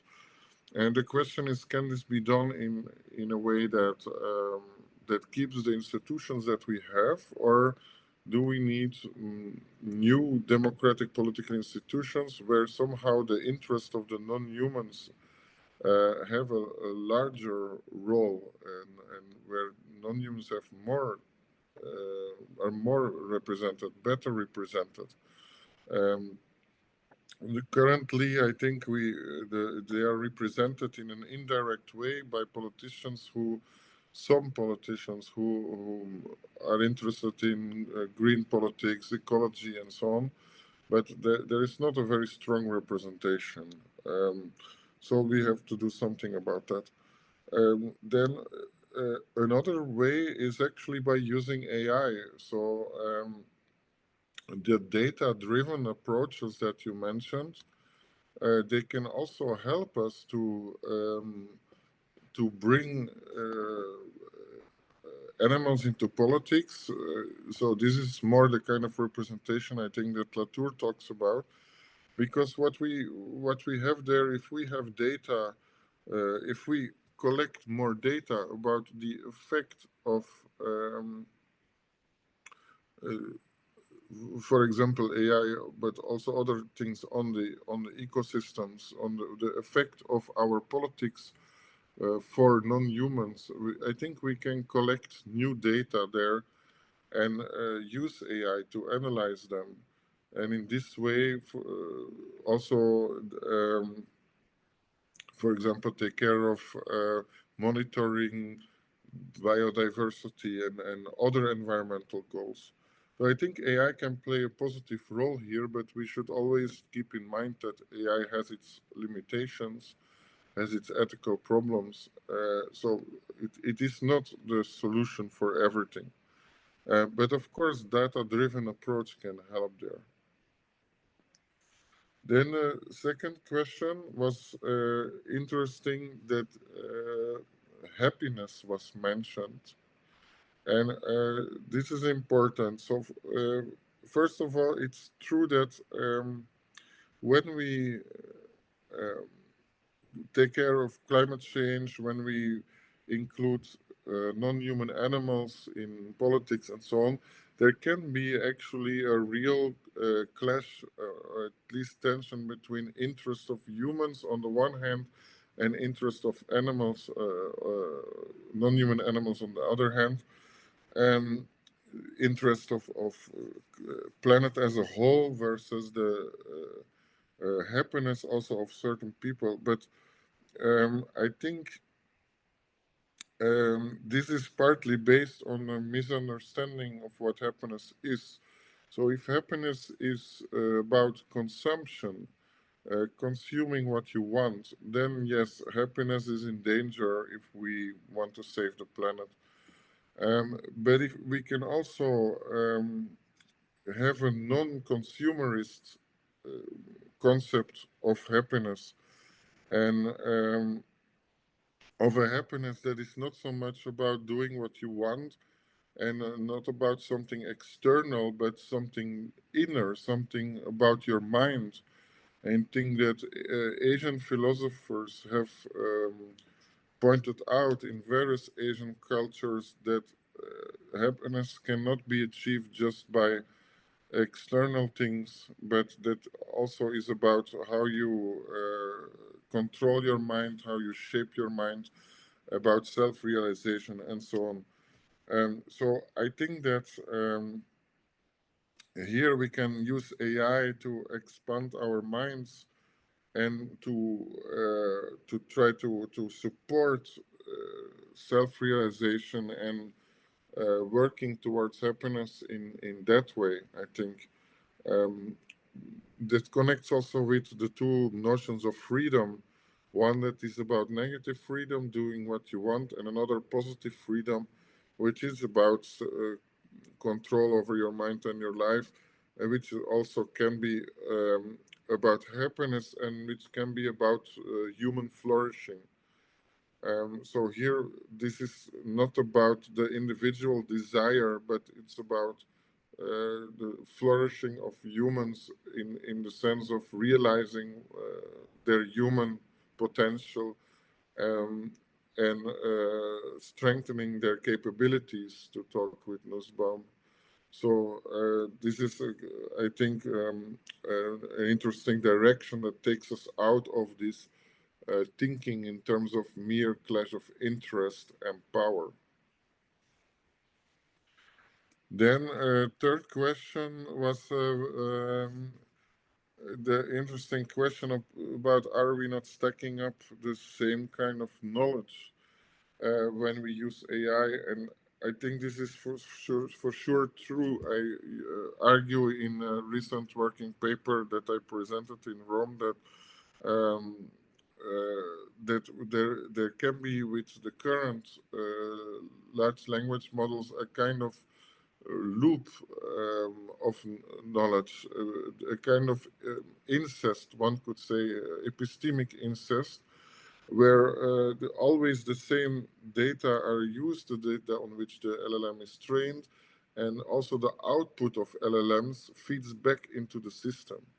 You can already see that today when people write with the help of ChatGPT, then this is again picked up as data. And so the question is there still room for human to do original work if we let these technologies dominate our production of knowledge? So we have to somehow make sure that that there can be still fresh knowledge and original thoughts coming from the humans, and because otherwise we are in this kind of vicious kind of loop. Then the next question was about what to do with these problems, plastic, energy transition, and of course climate. So do we need strong regulation or rather nudging? Well, I think we probably need a mix of both, because nudging alone is not going to be enough to really change things. We need some harder rules also. but of course, the question with that is how much rules or how strong these rules should be, how detailed, how yeah, how much of that, especially at global level, of that supranational power we want and need. And this leads to the next question, that there are, of course, different approaches in terms of how people think about the role of the state here, of politics. In the US, there is more laissez-faire. In Asia, maybe there is, generally speaking, a bit more emphasis on collectivist approaches. So I think there is the question, okay, if we want a global politics that deals with AI and climate change, how to address this topic of the different cultures, different political cultures, and different ethical cultures. I am optimistic there. I think we can find some common ground. And the reason why I'm optimistic is that in the past we had already international treatments for certain things. For example, nuclear weapons. We also have treatments on other things where there are clear rules. So I think we can, with regard to AI and climate change, we can, in principle, it's possible to agree, even if our cultures are different. And in terms of how much the state should do, I think, so individualism versus collectivism also, I think there we probably need to find some compromise, political compromise at the global level, and also even at the local level, where there are also different ideas on this. So yeah, some kind of mix there, I think, is important. And I think the one reason to be optimistic is not only globally the treaties, but also if you see in Europe that it is possible to find some compromise politically between authoritarianism and freedom. So this softer version of the Green Leviathan, one could say that the many countries in Europe and the European Union itself is a kind of soft Leviathan. It is a kind of middle between the extremes, and that can maybe be an example in that case. Europe cannot be, unfortunately, an example, for many things are going wrong also, but I think for this to find some middle way between an extreme freedom on the one hand and strong collectivism on the other hand, I think it can be an example, something to look at, to study. Then there was a question about the definition of AI, and I very much agree that this definition is somehow problematic because when we talk about artificial intelligence, it indeed suggests that these machines are intelligent, first of all, and second, that they can be human-like, that they can have human-like cognition and intelligence. And this is not the case. We know that. And we also know that there are so many limitations now. And it's true that we completely forget that it's always linked to humans and the human use. So for me, technologies is always technology use, like in my book, Using Words and Things, I stress this. And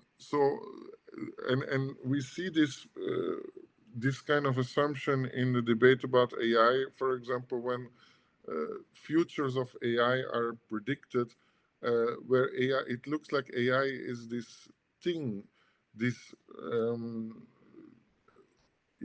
separate thing, separate from humans, that goes its own course, that follows its own course. And this is not true. We humans, we make AI, we use AI, apply AI, and can make decisions about this. So it's important, when we're talking about freedom, that we don't have a deterministic view of technology, but a view that stresses freedom and therefore opens up the possibility for the democratic governance of this technology, and also, of course, for the democratic governance of mitigating climate change. So yeah, there I think it gives us again some optimistic view, because we can do something about it.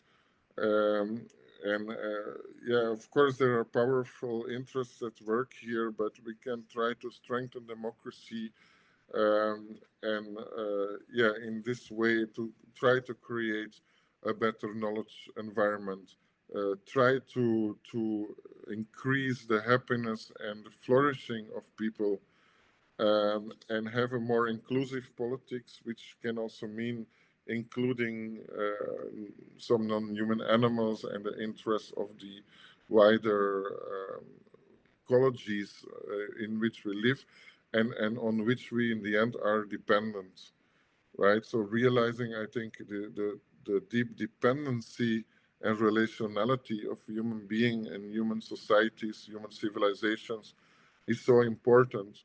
We are so vulnerable and dependent on our ecosystems on the earth, that to have a politics that denies this, as we have often today, is really a kind of scandal, and is a big problem, I think.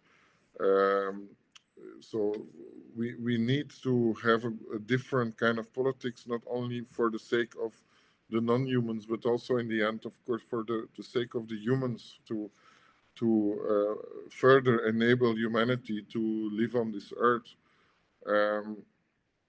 And we should not be distracted by fantasies of some billionaires that want to go to other planets.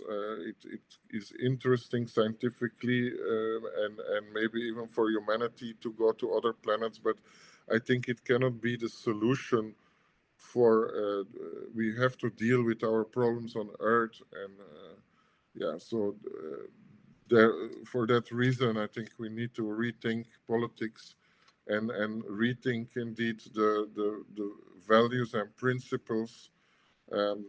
What does freedom mean today in the light of climate change? What does democracy mean in the light of AI? I think these kind of questions are crucial for today, and I hope to have contributed to that. And I think that these reflections and the questions of the panelists are very important.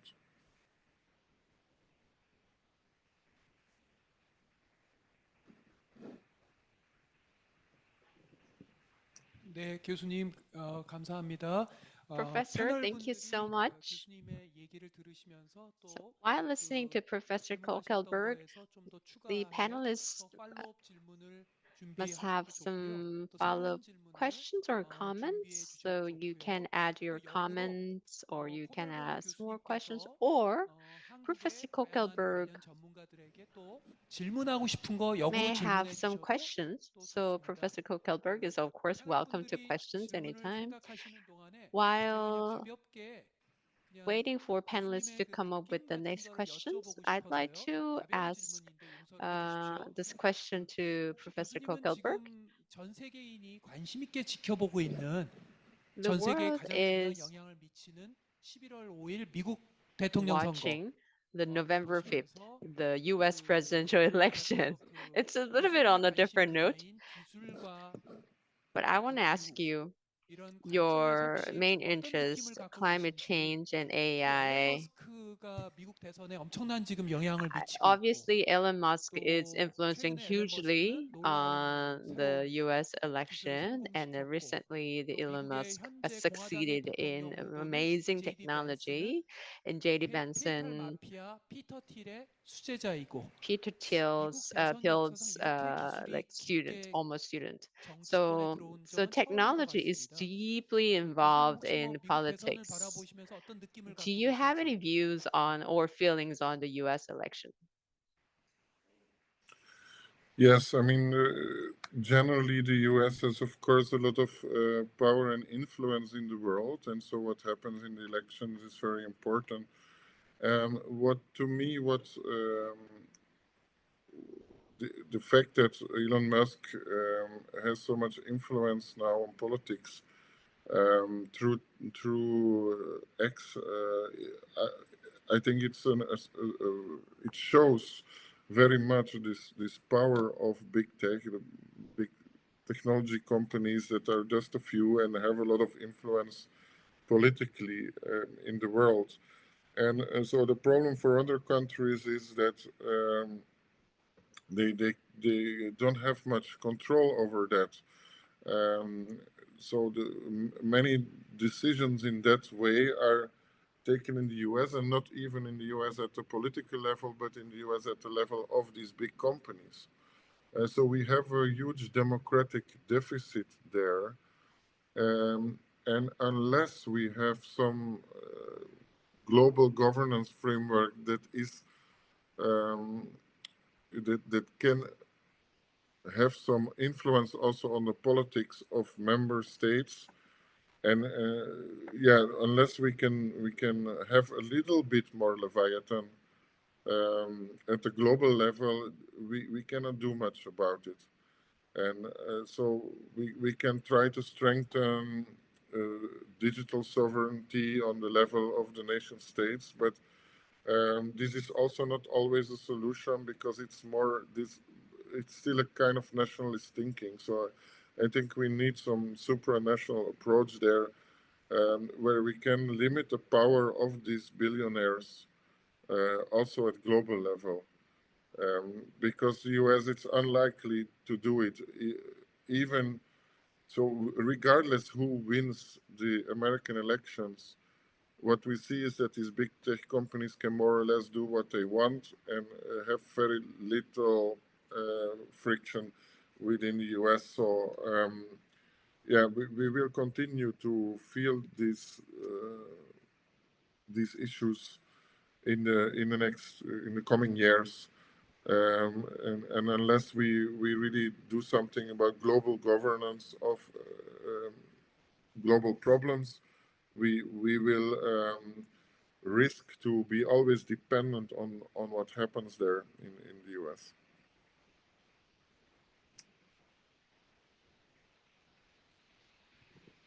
예, 코켈버그 교수님 감사합니다. Okay, thank you, Professor Coeckelberg. 패널들 또 팔로업 질문해 주셔도 좋고요. So panelists are welcome to give your follow-up comments, and also our professors here can give us questions or comments.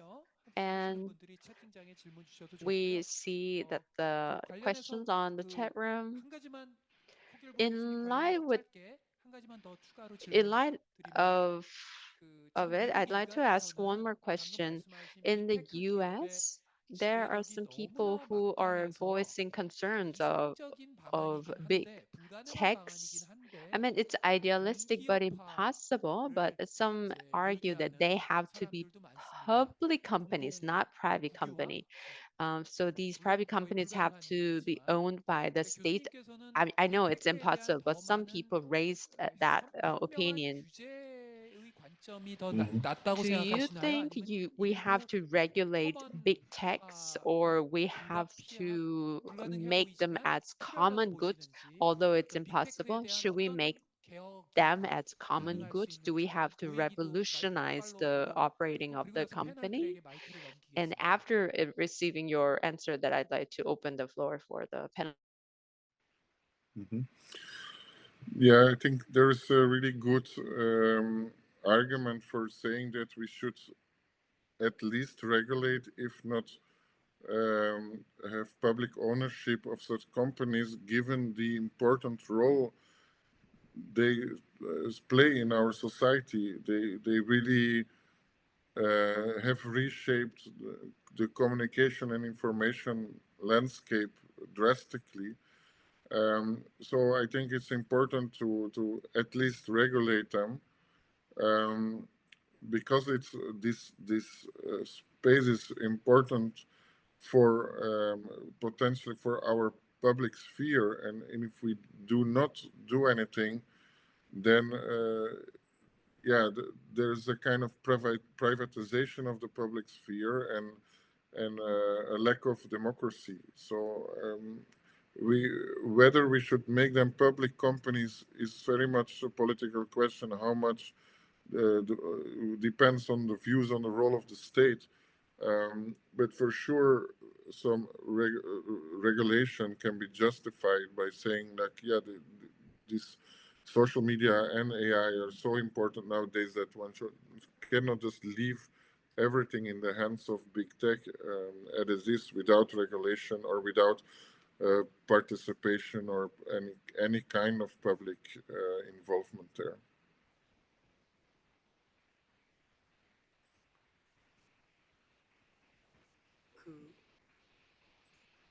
예, 안타깝게도 미국 대선에서 이런 교수님의 이런 좋은 화두들이 So 민주적 토론의 장에 이끌어져 나오지 못하는 게 너무 아쉽습니다. unfortunate that you such a valuable opinions like you are not reflected in the U.S.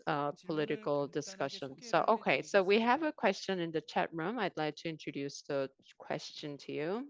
백준상 선생님이 So 하신 Mr. 질문인데요. Peg gave us a 교수님이 question 책에서 제3의 길을 얘기하시잖아요. that you talked about the 아니고 또 third 리바이어던 way, 접근도 not 아니고 libertarian, 그 not 사이 어떤 Leviathan. 제3의 길.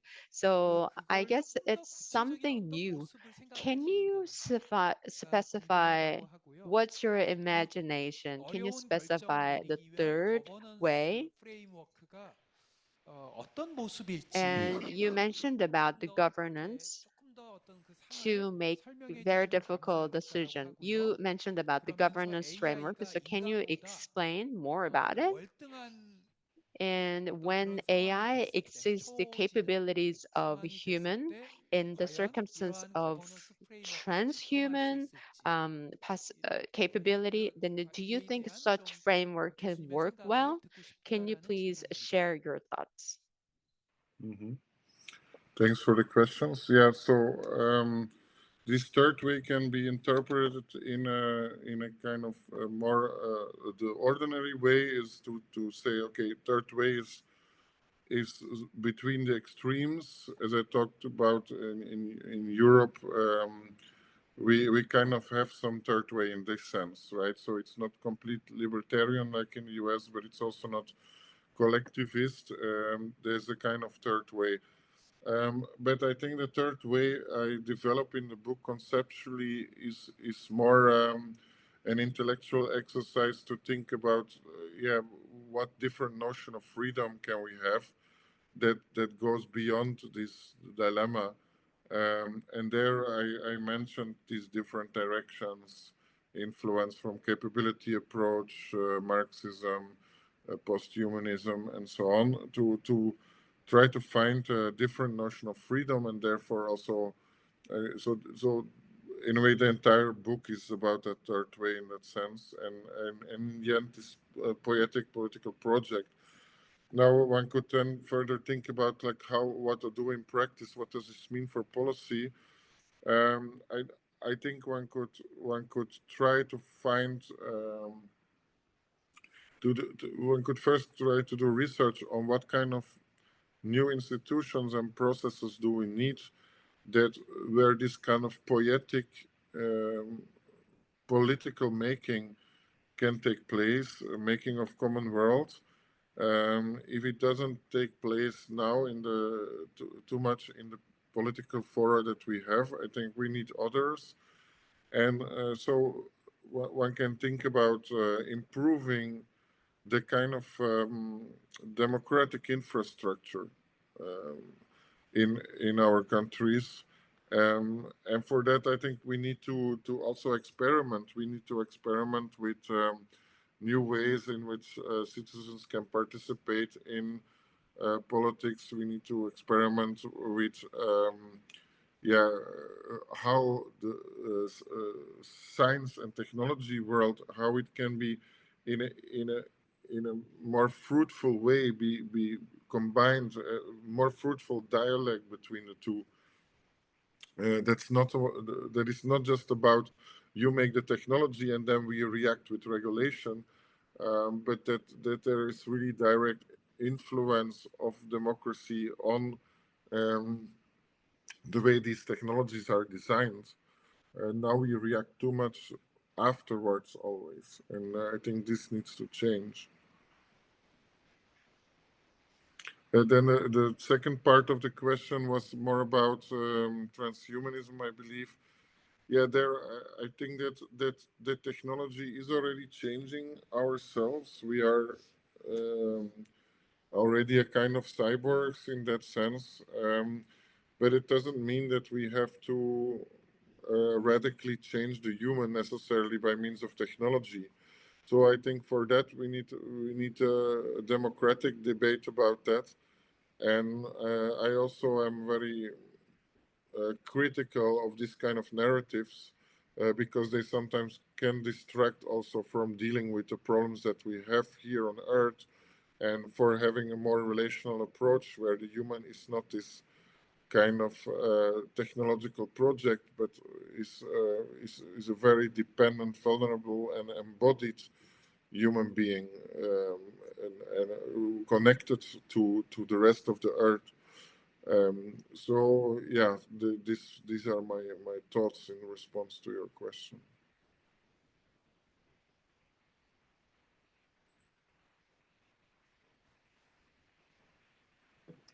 네, 감사합니다.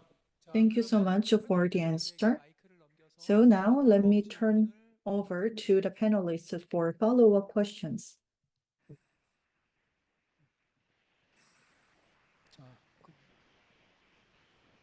대답이 됐고, 예.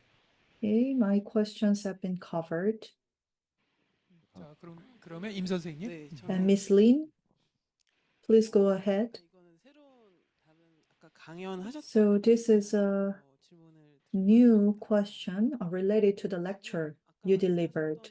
So you mentioned that 일단 지금의 정치라는 것은 the modern politics is science and technology.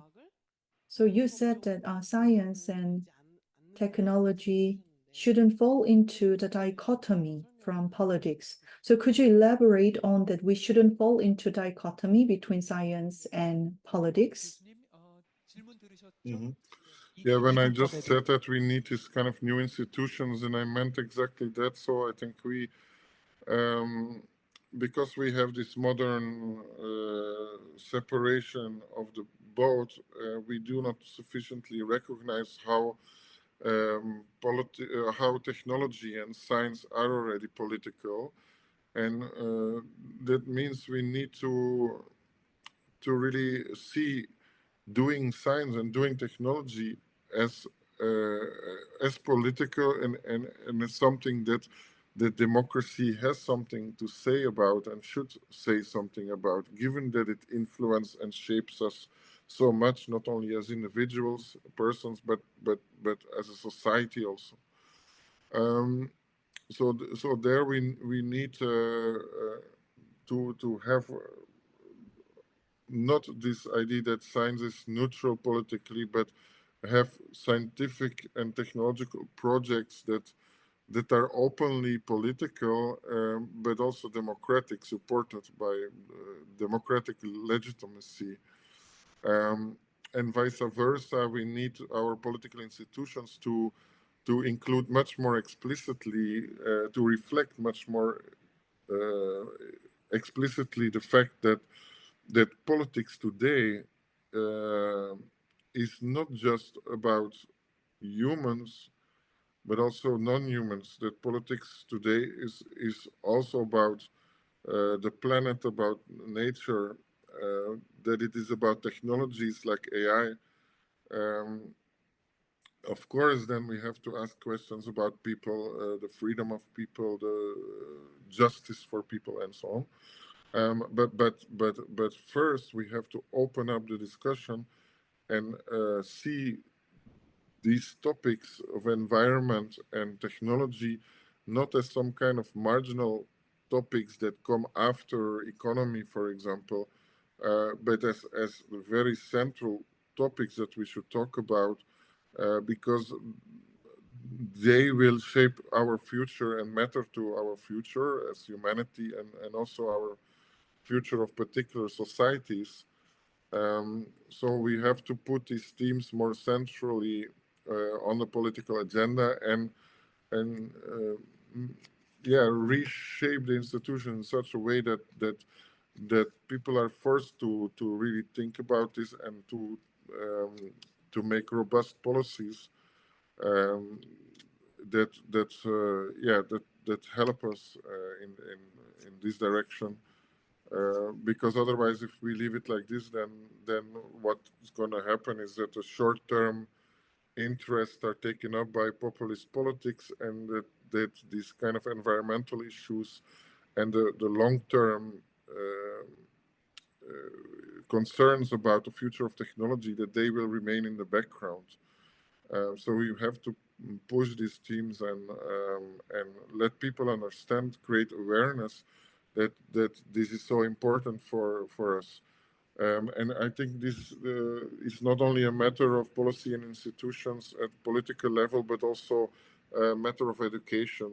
So I think in our education now, we have all these different academic topics, and we should rather talk about the lives of people and how they are connected to ecology, how they are already shaped by technology, and discuss that already in schools, discuss it in the family, and in that way create not only better democracy, but in the end also a better technological future.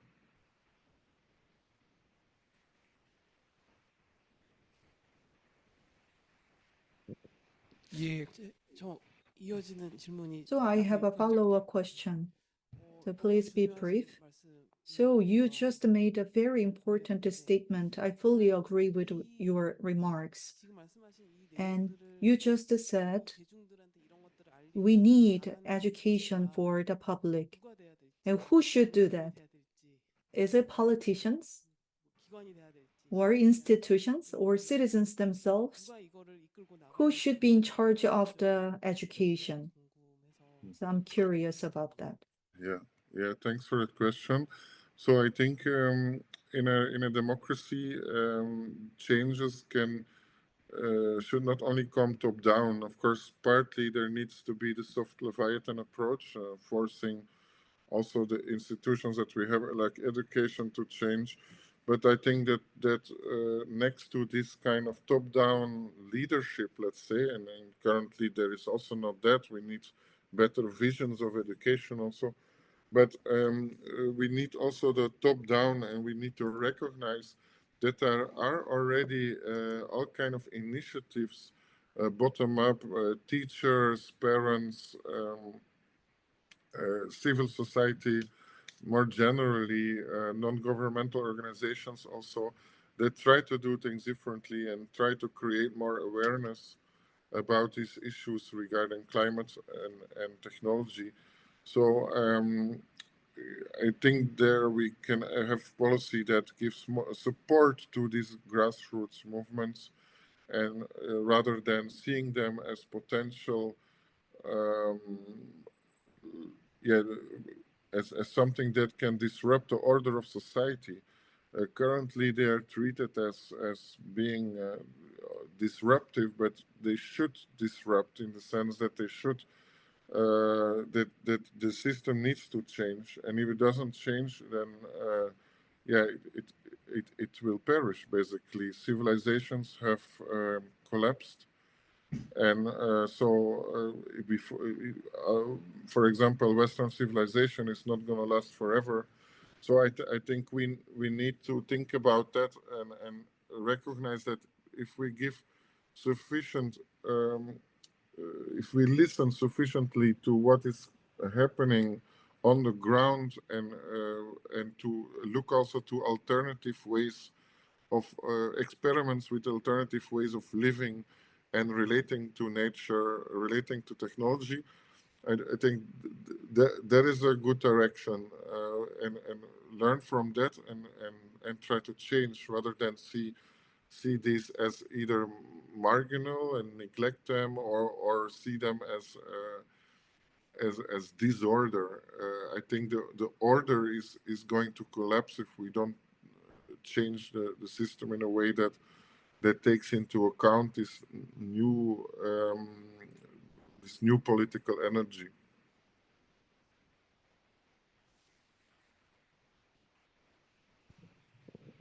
예, 교수님 감사합니다. Professor, thank you so much. 저희 지구와 사람의 그 학술위원회 It 이제 was a 위원장을 pleasure. 맡고 계신 예, 예.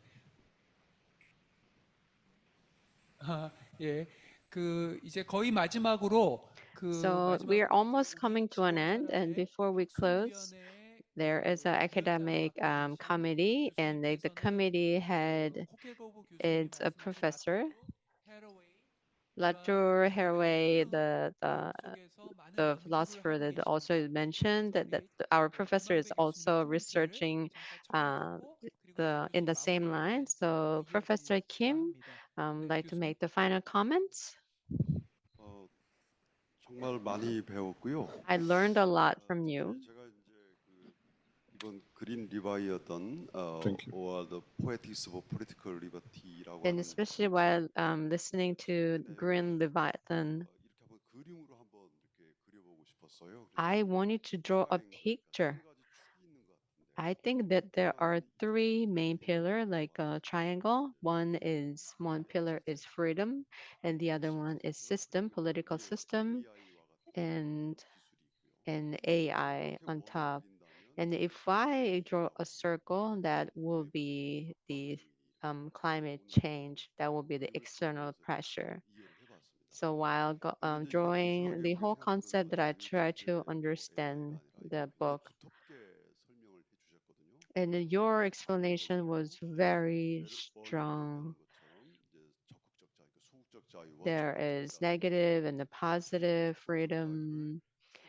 And how can we pursue positive freedom? And then also you use the capability theory. 그러면서 우리가 적극적 자유로 하는 개념을 So we learned positive theory, positive freedom, and I was able to see that you also emphasize positive freedom.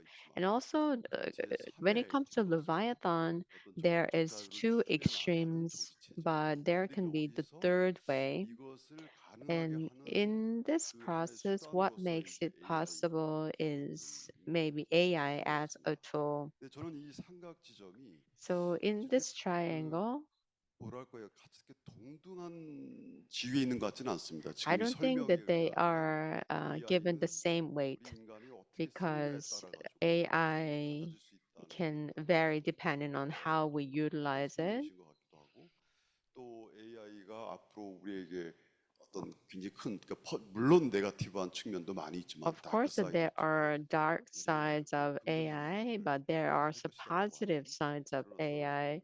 견해를 좀 보여주신 것 같았습니다. That 그래서 is my 저는 understanding 공부를 from 많이 the book. 했는데요. So while 다만 listening to your 이제 이 lecture 전체 and also 논의에서 우리가 이제 reading your book, 결국은 이미 무엇이 정해졌다가 아니라 교수님께서 늘 이렇게 되고 있다, becoming I 우리가 also 만들고 있다. 그래서 with making impressed by together the 혹은 politics of 그런 식으로 해서 아직 우리가 becoming. 이렇게 정해진 건 없고 So nothing is 많은 static, 부분들이 and then 여기서 내가 지금 various 만들어 elements 가고 있고 are 만들어 being 가야 한다. put together. So we have 그래서 to 그 make 길을 things 제 together. 삶의 길로 이렇게 So 이제 또 이름 지으신 I 것 got 같아요. the 그래서 impression that you 책 are leading 제목도 us into the 그린 third way. 리바이어냐 혹은 That is why the 포에틱스 book 오브 is 폴리티컬 리버티 Green Leviathan, or the politics, 구성하시고 a 아마 poetic of 후자의 그 politics. 포에틱스 그거를 제작하고 만들어가는 그 과정을 And 이제 you posed us a question about how we're going to make the politics as the being. And then you also mentioned about the creativity and the experiment and through democracy education, that the thick layers of democracy, that we have to use AI as a wise tool. So you have given us the big picture. And I have one question.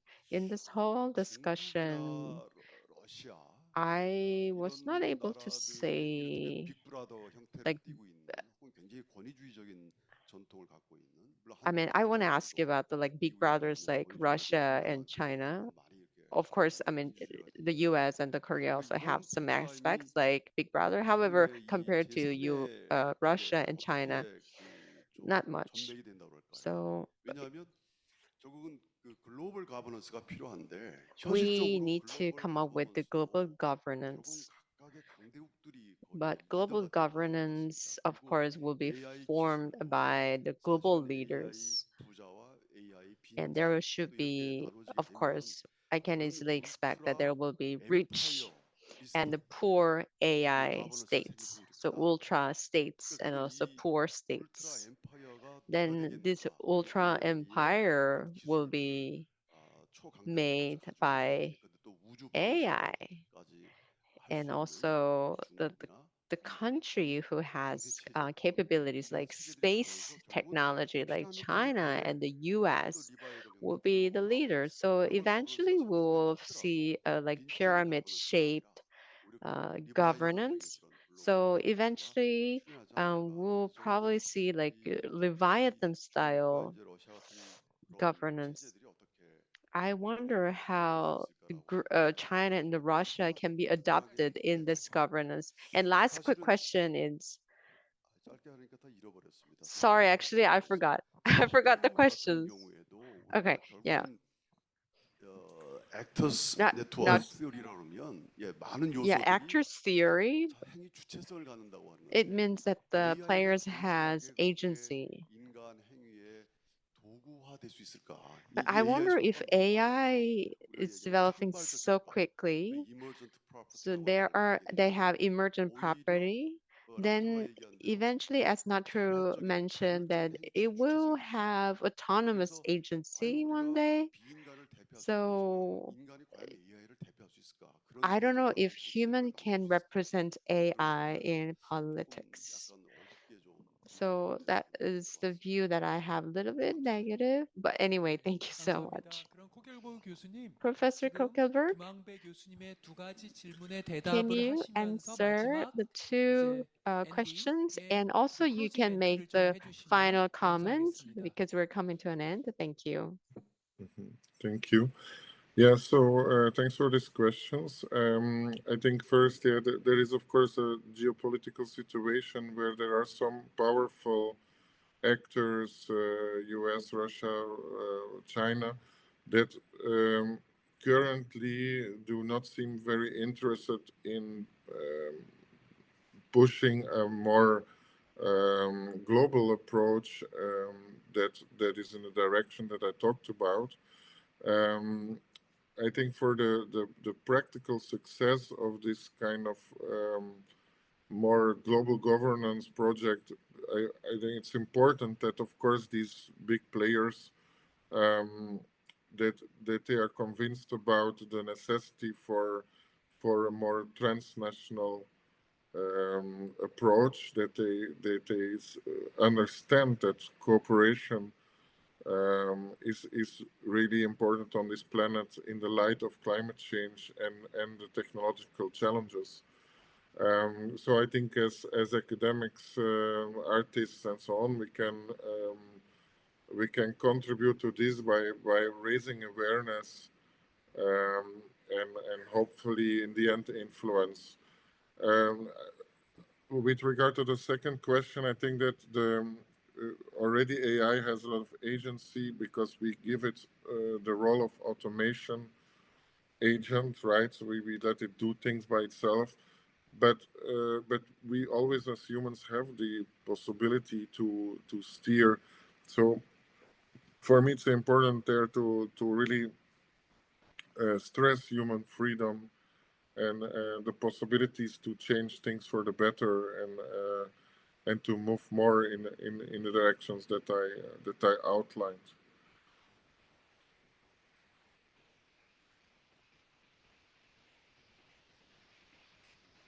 Yeah, thank you everyone for this symposium. I think it was very. I think these are important questions, and I'm glad to see that there is so much interest in Korea for this.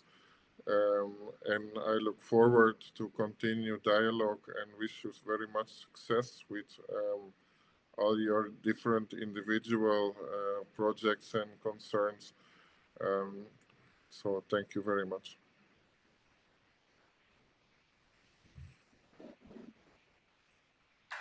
감사합니다. Thank you very much, Professor. 예, 교수님 다음 책의 뭐 제목 정도 Professor, could you share the title of your next book?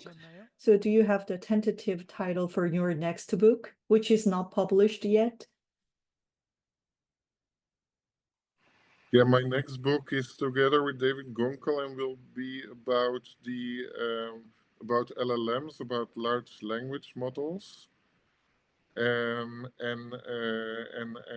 we think together about the future of writing in the light of these LLMs. What does it mean for us that we now have LLMs that write text? What does authorship mean? What does writing mean now in the 21st century? Thank you.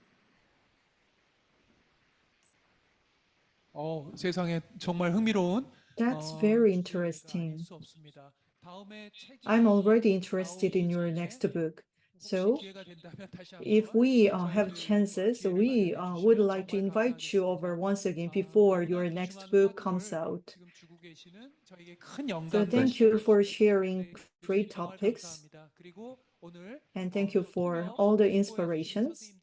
And I would like to thank our interpreters today. And let me also thank Assistant Zakari and the organizer. So thank you, Professor, for your participation today. See you next time. See you. Bye-bye.